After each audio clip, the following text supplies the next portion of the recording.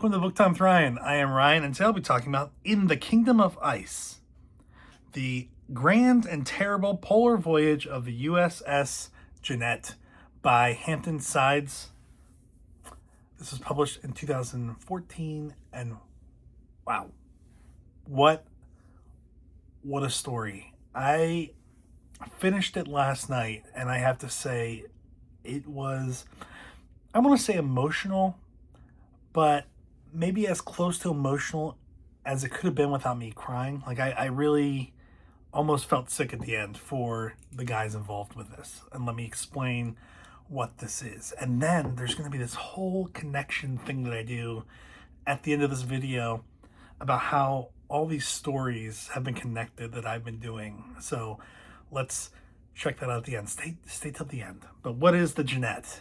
The Jeannette was, and I have notes, so that's how serious I'm taking this. The Jeannette was originally the Pandora. Really, really bad name for a ship. And this follows an expedition into the Arctic from 1879 until 1881, which is when the USS Jeannette was lost in the ice. So we already know that's going to happen, but it's not that. The real story begins after that, I think. Maybe not after it's lost, but once it gets trapped, which is pretty early on in the expedition. You have some interesting characters, but let me tell you, the two most important ones, I think, are the captain, George DeLong, and the engineer, George Melville. And the doctor was very important too, but those are the two, I think, biggest names for me. The idea was the Polar Expedition was a big thing for the U.S., and we had just had a failed expedition, the Polaris Expedition, which, I did a review about the Polaris Expedition, so check that out. Fatal North. With everything that went wrong in that, this was like the opposite feel. Like, that was the people involved were disgusting. Things fell apart. It was just bad news from the very beginning, and it's a horrible story, and it ended poorly and just really bad. And this story is the opposite of that. This was well funded by a guy named Gordon Bennett. Gordon Bennett. Now here's an interesting. Gordon Bennett, super rich. Like, I think they said he was like the third richest person in New York at the time. Really eccentric, really weird, lots of money, ran the New York Herald, which his father started. He had a ship named the Henrietta, which he donated during the Civil War to the federal government, and then he became a third lieutenant in the Revenue Cutter Service, Revenue Marine, and served for a year on his ship during the Civil War for the North. So he has that connection with, I guess, me. But really weird guy. That's not my connection with him. But he funds us. And he is very interested in really just kind of winning. And he wants to fund something. But I think he does a decent job. I mean, he pays for everything. He goes almost like 50-50 with the federal government, with the U.S. Navy. They're going to fund this expedition, and there's a lot of research, and it's really a way to come out of the Polaris Expedition with a win for the U.S. And they find a boat, the Pandora, rename it the Jeannette, the USS Jeannette, which is Bennett's sister's name. And they do a lot of research. What's the best way to do this?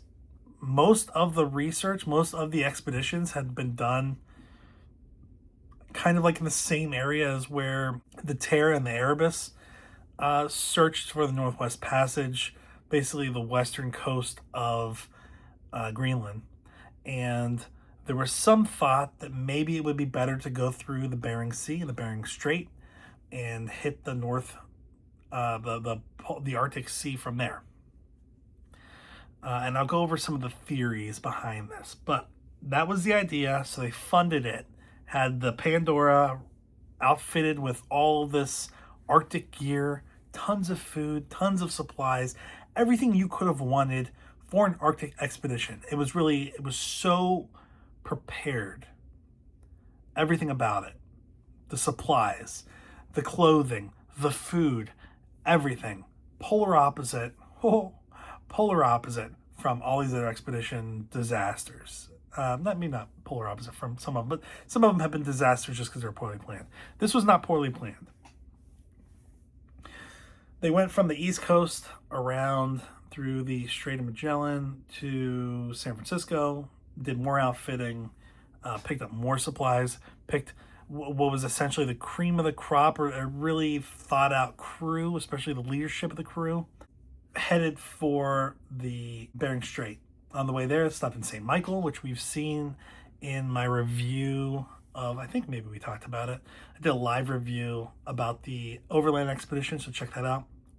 Did that with Commander Kyle from the U.S. Coast Guard. And then they continued on. The Jeannette got stuck in ice pretty soon. There were a couple things that they were trying to do. One of the very late directions he had from the Navy was to look for the Vega.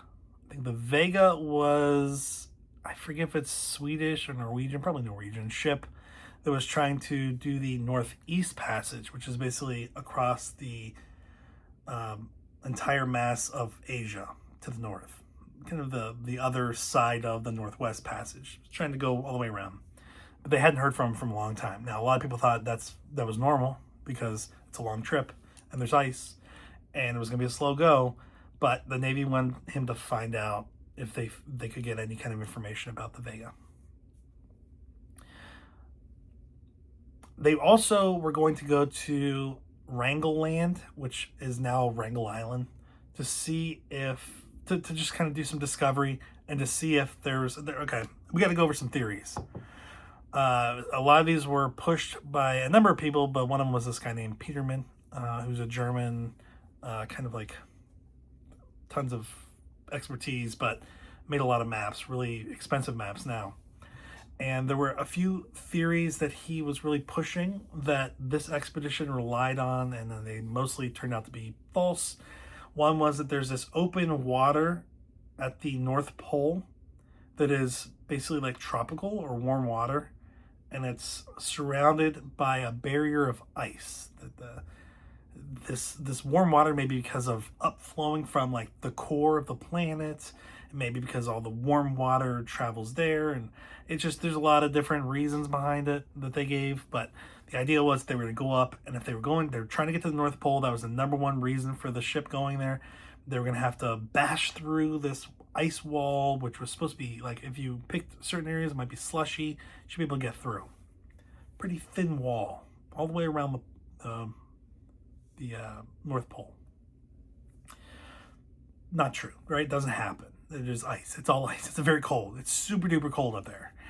One of the reasons I thought there might be, well, there were a lot of reasons that were all pretty hokey now, but one of the reasons I thought was there were these currents, and these currents travel up in the Atlantic and the Pacific, and they thought that maybe these currents could bring warm water into the Arctic, and that would create weaknesses in that ice barrier to go through.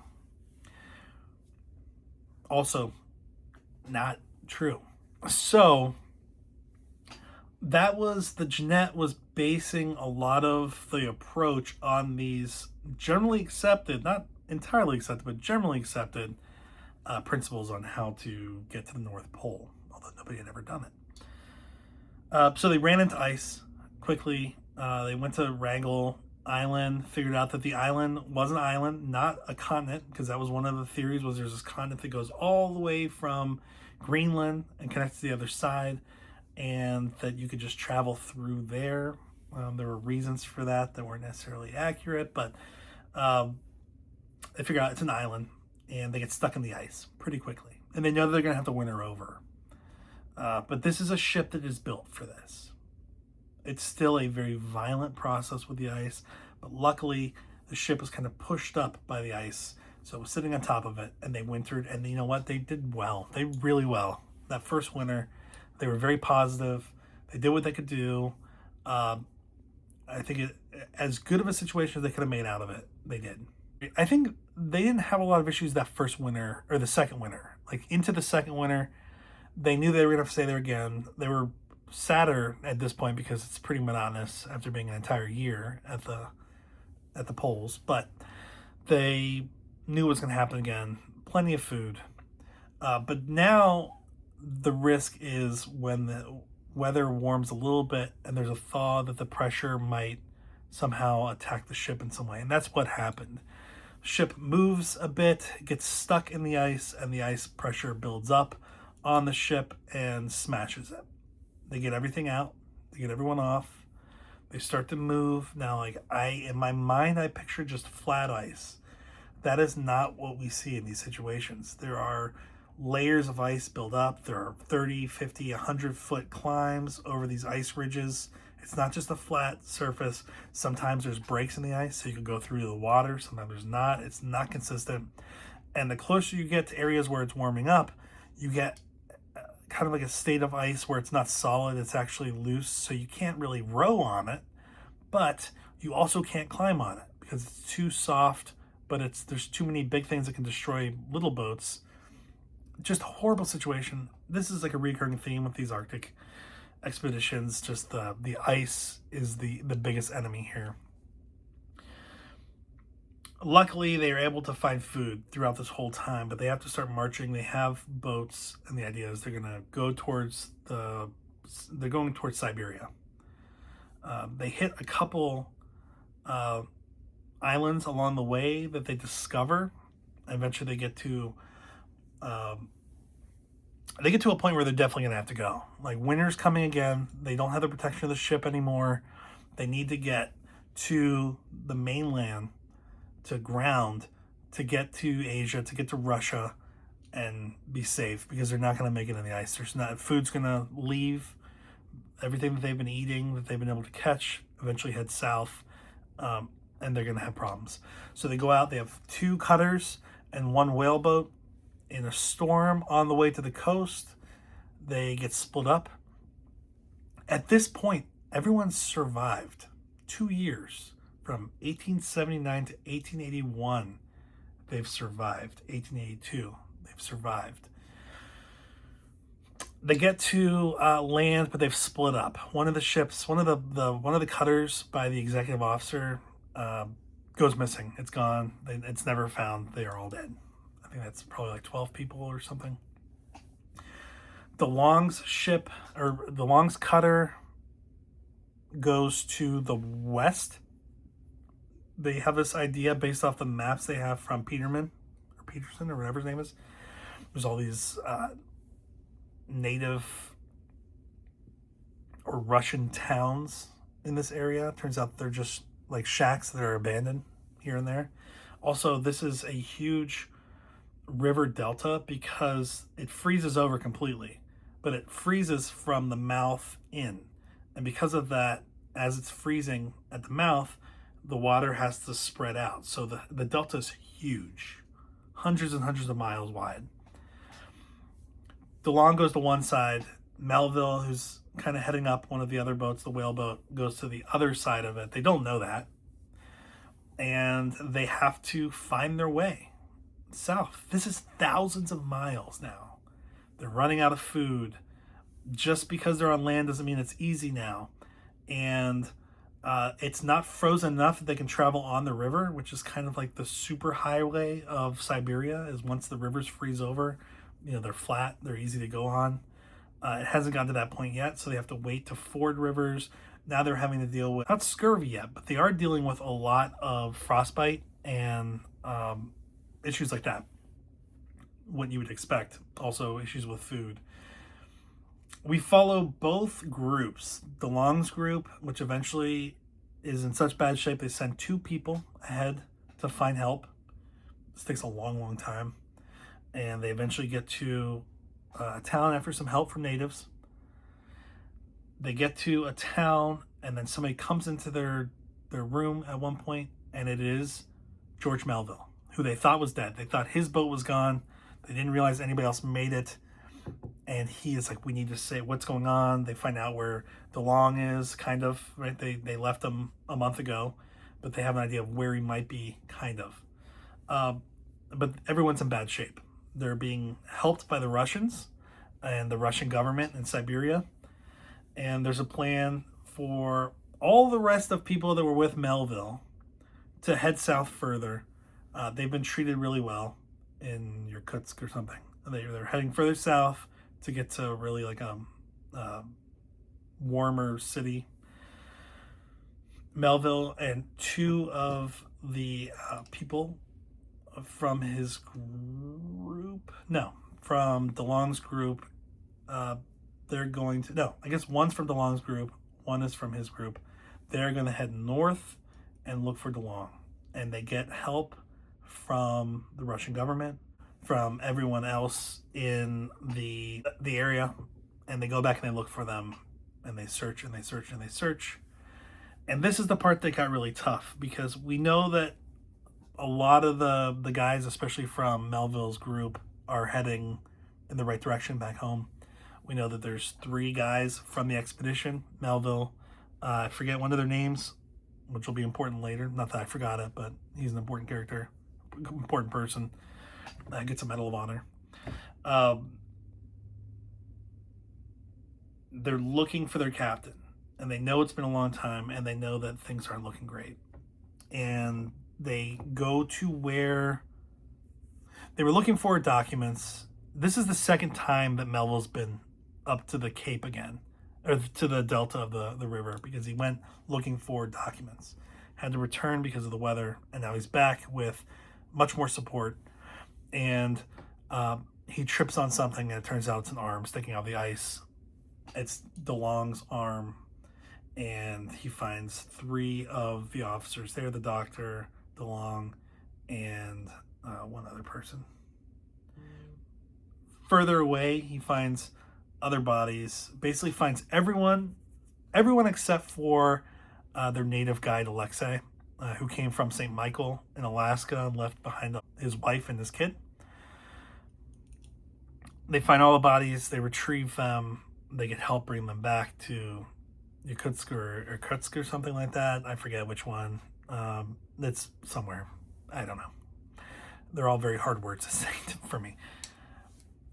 So that's a really rough thing, because he discovers the bodies, and like in my mind I'm like, please let this be okay. And I knew DeLong dies, but I just didn't know what happened. But he finds the logbook of DeLong, and you get to experience what happened at the very end of their life, and they were hanging on as long as they could, and just how tough it was and how they knew the end was coming. And the person who's reading this is somebody who came back trying to save them. The people that were with him were people that left that group trying to find help to bring back because they wouldn't survive. It was really rough to read that. And they had all these documents and stuff and letters, so they knew. You also follow the wives of the men involved, and kind of see where their thoughts are during this before they know their husbands are dead. The support they give. You also see a lot of the support from the government, from Bennett.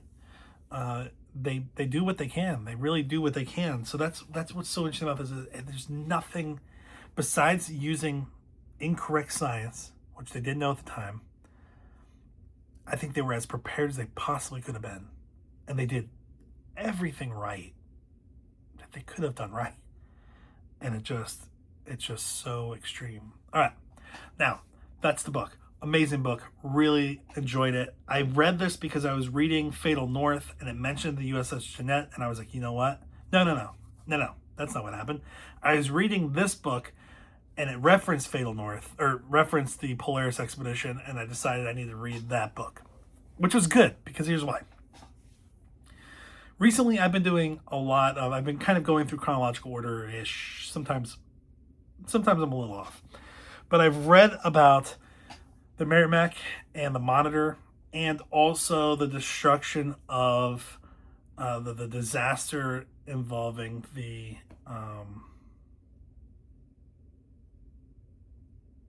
Sultana.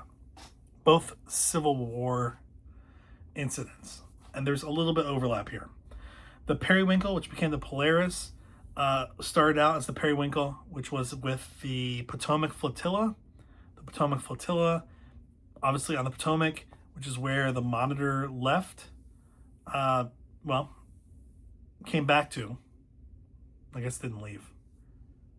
Wait. Whatever. Somehow, maybe so there's something with the Navy, the Washington Navy Yard, involved with the Potomac, and with the Monitor. Maybe, yeah, definitely, somehow, I think. You have the Polaris, Polaris, the Periwinkle was from the Civil War. Polaris goes on to, we've already done a review for the Polaris, Fatal North. That happened from 1871 to 1878. The members were rescued, kind of split in two. This is like the worst expedition, it felt like, as far as like coordination and organization. It kind of split. About 18 people, 19 people were stuck on an ice floe, and the rest, I think 14 maybe, were on the ship. The captain had been murdered, poisoned. We found that out later. But they're rescued because there's a passing ship, the Tigris, which is a whaling ship. That ship is purchased by the Navy, and it is joined by the USS Jeannette, which has on that ship a Lieutenant George DeLong. And the Tigris and the Jeannette head north to look for the Polaris. And because once they found out that the crew was rescued from the ice floe by the Tigris, they send these two ships to look for the rest of the Polaris and the crew, which they find. And they bring back. That's George DeLong. That's his first experience in the Arctic. He didn't like it, but then he gets the polar bug, and he does like it. George DeLong comes back, does some more stuff in the Navy, and thinks, you know what? So that's 1871 to 1873. George DeLong starts pushing for another expedition, but instead of going from the eastern coast, they're going to go from the west. And this is a lot of research goes into it, a lot of discussing these things. George DeLong comes back as kind of a hero from the rescue of the Polaris expedition, and now he is looking at going out and doing his own contribution to Arctic exploration. He gets together with Gordon Bennett, the super rich guy, who is also interested in funding this kind of thing, and purchased the Pandora, which was from the UK. It's renamed the USS Jeannette. And from 1879, this is 6 years after the rescue of the Polaris, from 1879 to 1881, which is when the Jeannette is lost, although it takes another couple years for people to make it back to the U.S. that were survived. You have the USS Jeannette and the Polar Expedition there. Included in that Polar Expedition is George Melville, the engineer. So that he gets back to the U.S. in 1884, 1883, 1884. The bodies of the crew that were found, 1882, eventually makes his way to St. Petersburg, to Germany, to London, and then on a steamship back to the United States. While this is going on, he also had another expedition, the Lady Franklin Bay Expedition, also called the Greely Expedition, which was really headed by the Army. And this involved Lieutenant Greely from the Signal Corps heading to Greenland and setting up some weather information, trying to get the farthest north they could go, and also keeping an eye out for the USS Jeannette, because at this point Jeannette was missing. They didn't realize that Jeannette had already sunk after being trapped in the ice, and that the good chunk of the crew had died, and that they were in Asia. Lady Franklin Bay expedition goes south. Now, I've done this review too for the expedition, the book about that expedition. Check that out. I thought that was a horrible thing until I read about it. And then, you know what? Greely, there's not a whole lot Greely could have done. It was a horrible situation. And there's not much he could have done because the really bad stuff happened because of the supply ships. And the supply ships not holding up their end of the deal, and them running out of supplies and sticking to the schedule they had approved and they had agreed to follow, and just the outside world not following up with supplies. Goes horribly wrong. Greely Expedition's 1881 to 1884. In 1884, after a couple failed tries to resupply and to rescue the USS Bear, which is purchased from Sealers, was originally built in Dundee, Scotland, heads to the area with the USS Thetis, and they are searching for the Greely Expedition members. Included on the USS Thetis is a recently returned George Melville, who had just gotten back to the U.S. after surviving and searching and being so loyal to the crew and the captain of the USS Jeannette. He just got back. He's jumping on a ship and heading towards another Arctic area to save people. And the USS Bear is the one that eventually finds the location of Greely. A lot of them are dead. There's been some cannibalism.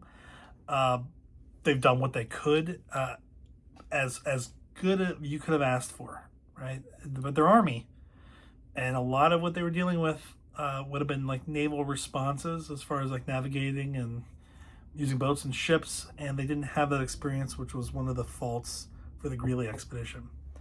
But Melville assists in rescuing a good chunk of the Greely expedition. Melville is a distant relative of Herman Melville. So Melville's done it again. Like after reading this most recent book, In the Kingdom of Ice, I came away with so much respect for DeLong and for Melville.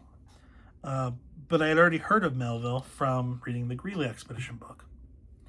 So what happens now? What's the next connection? We've had 3 separate expeditions with some kind of overlap. The other thing that there was overlap from, 2 of the members of the Polaris expedition made it on the USS Jeannette, and one of them was, and I forget his name now, I'm sorry, but he was one of the big heroes too. One of the crew members who was awarded the Medal of Honor for a number of things that he did on that expedition. But he had already suffered in the Polaris expedition, and now he has suffered in the USS Jeannette expedition too.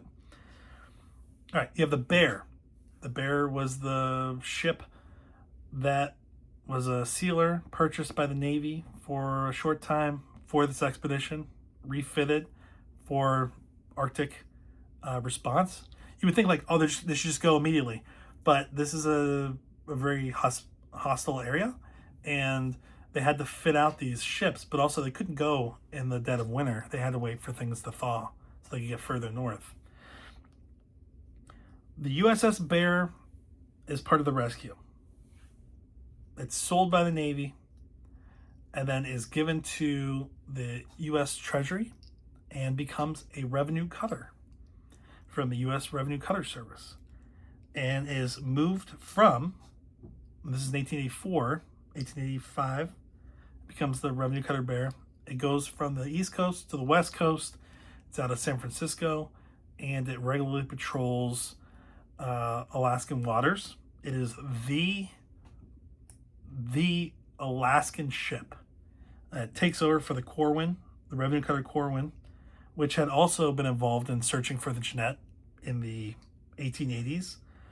1897 to 1898, the U.S. Revenue Cutter Bear is involved with the Overland Expedition to rescue whalers who are stuck near Point Barrow, Alaska, and are iced in.